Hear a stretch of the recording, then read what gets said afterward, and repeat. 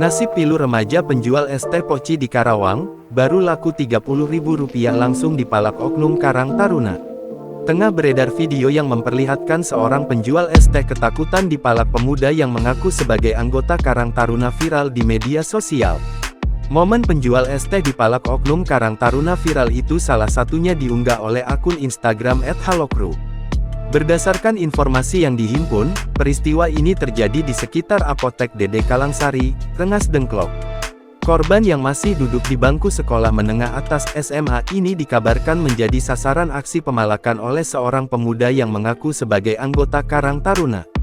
Pelaku dengan tega merampas seluruh uang hasil penjualan es teh poci milik korban yang baru berjumlah Rp30.000.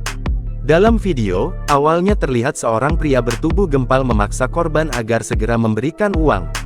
Seolah merasa cemas takut ada yang melihat aksinya, pelaku terus melihat ke kiri dan kanan.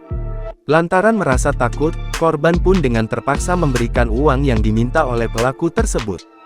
Saat diberi uang, pelaku langsung bergegas meninggalkan lokasi kejadian dengan sumringah. Sontak saja, unggahan tersebut mengundang berbagai komentar warganet.